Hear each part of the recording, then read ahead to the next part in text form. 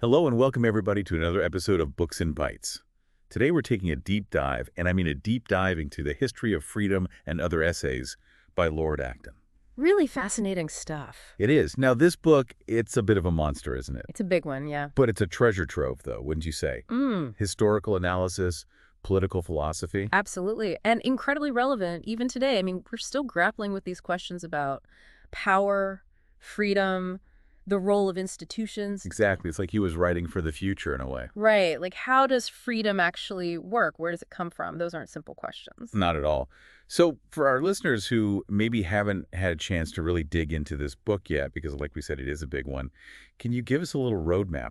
What are the big themes, the big ideas that Acton's wrestling with in the history of freedom? Well, at its heart, I think the book is really a celebration of individual liberty. But it's also a warning, a really stark warning about what happens when power goes unchecked. A bit of a balancing act he's presenting then. In a way, yeah, because he's tracing this evolution of freedom, from ancient Greece and Rome all the way through the Middle Ages, right up to what was modern day for him. And what's he trying to show us through all that history? What's the takeaway? He's building an argument that the best defense against tyranny, against someone or something grabbing too much power, is having lots of different things, different institutions pushing back. So it could be the church, could be local governments, even just different groups in society. Kind of like a whole bunch of different voices all making themselves heard. Exactly. He really believed that these acted as checks and balances. It stopped anyone from getting too big for their boots, And he saw this playing out across all these different historical periods. Oh, absolutely. For example, he talks about these groups we often just lump together as barbarians, especially those who came after Rome. Right, the ones who supposedly brought the whole thing crashing down. Yeah, but Acton flips the script a bit. He argues these barbarians actually had a deep respect for individual freedom, for limited government.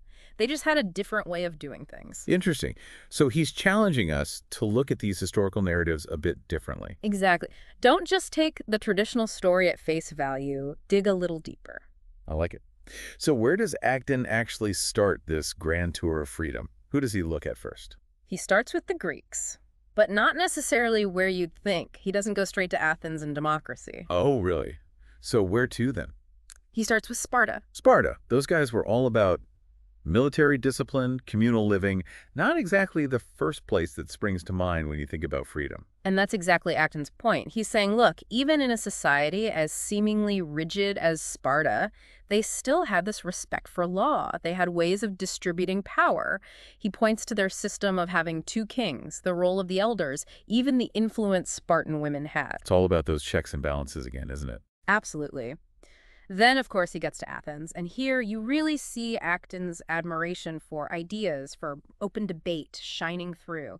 He loves Athenian democracy, the commitment to reason, to constantly adapting. So Athens is like the poster child for freedom done right. Well, he's a fan of their system, especially how they were constantly reforming, making sure the government was actually serving the people, changing with the times. He really believed that was key to their success. Kind of like that saying, the best way to avoid a revolution is to keep reforming. Exactly. But, and Acton makes this really clear, Athens wasn't perfect. He criticizes them for leaving out women and slaves from their whole idea of citizenship. Right. A pretty big oversight. Yeah, he uses it to show that even the best examples of freedom, well, they're still a work in progress, like it's something we always have to fight for to expand. Absolutely. So where does he go next in this journey through history? He moves on to Rome. The Roman Republic especially really fascinated him. Because of their whole system, right, with the Senate and the consuls. Exactly. That whole mixed constitution thing, it was a big deal to Acton. He thought it was crucial to Rome's success. And it's that balance again, isn't it? Different parts of the government keeping each other in check. Right. He argued that having the Senate, the assemblies, the consuls, it kept any one person or group from becoming too powerful. And he points to figures like Cincinnatus, the Roman general who went back to his farm after winning a war. Oh, yeah. I remember learning about him. A true citizen soldier, refusing power when it was offered. Exactly. Acton uses him as this perfect example of what he's talking about, this Roman ideal of putting the good of the Republic above your own ambition. It's amazing how these stories from so long ago, they can still be so powerful, so relevant. Totally agree. And Acton was brilliant at weaving those stories together, using them to explain these big ideas about freedom and power. So if the Roman Republic is a high point, where do things start to go wrong in Acton's view? He argues that Rome started to decline when power got too centralized, when it went away from that balanced system. First, it was the emperors grabbing more and more control. And wasn't it also the bureaucracy? Didn't Rome become this massive, sprawling empire that was difficult to manage? Exactly. And Acton saw that as a huge problem. He believed that as the empire grew and the bureaucracy expanded, it started to choke the life out of individual liberty. So it became this kind of vicious cycle. The bigger and more powerful Rome got, the more it seemed to lose sight of the very things that made it great in the first place. Exactly. He saw this pattern repeating itself throughout history, this idea that concentration of power, no matter who has it, is ultimately a threat to freedom. It's a pretty sobering thought when you think about it. So where does the Catholic Church fit into all of this? Acton himself was a devout Catholic, wasn't he? He was, and this is where things get really interesting. You see this tension in his work between his faith and his deep belief in liberty. I can imagine that must have been a tough line to walk at times, being so critical of an institution he obviously cared about deeply. For sure. On the one hand, Acton recognizes all the good the church did, especially in the early Middle Ages, preserving knowledge, offering a sense of stability in a chaotic time. He even argues that the church's structure, with its different levels of authority spread out, actually helped to limit the power of kings and emperors.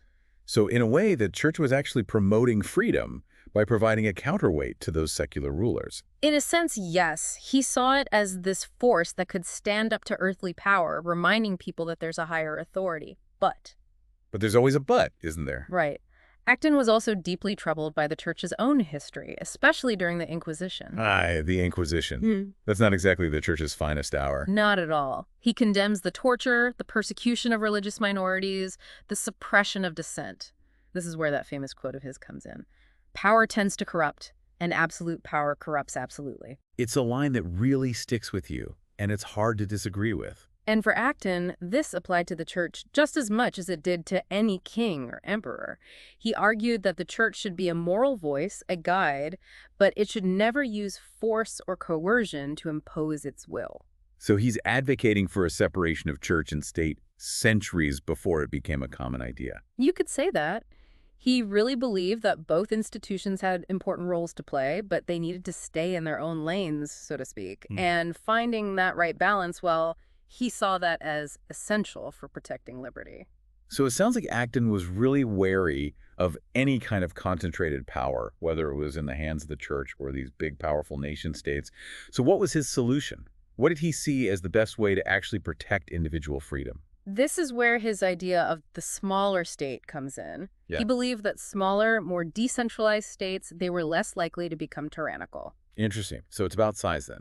The bigger the state, the bigger the threat to freedom. It's more nuanced than that.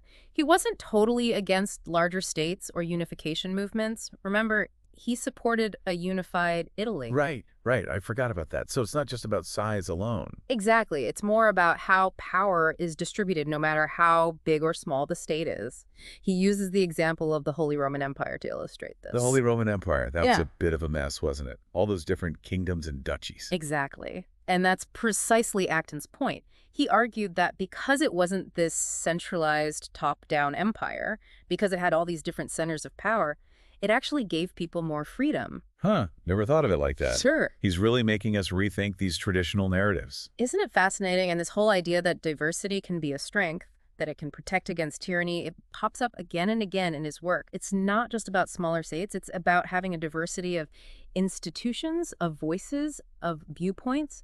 You need that to challenge the status quo, to keep power in check. So, bringing it back to today, how do you think Acton's ideas apply to things like, say, freedom of the press or the importance of education? Those were absolutely crucial to him. He was a huge believer in a free and independent press, newspapers, journals, that kind of thing. He saw them as essential for holding those in power accountable. It's like he could see the future, how important the media would become. And education for Acton, that was non-negotiable. Yeah. An informed, engaged citizenry, that was the best defense against tyranny, he argued. So it's not enough to just have rights, you need to be equipped to actually use them, to understand the world around you. Exactly. Freedom for Acton, it wasn't some passive thing you just receive. It was an active responsibility. You had to be vigilant. You had to be willing to question things, to challenge those in power. It's a tall order, but an important one. Absolutely. And I think what makes Acton so inspiring is that he reminds us that the pursuit of freedom, it's not a destination, it's a journey. It's something we always have to be working towards, fighting for. It's a journey worth taking. Well, this has been an incredible deep dive into Lord Acton's The History of Freedom and Other Essays. We've barely scratched the surface, but hopefully it's inspired you to explore his ideas further. What historical lessons resonated with you? How do Acton's ideas apply to our world today? We'd love to hear your thoughts. Until next time, keep exploring, keep questioning, and keep the flame of liberty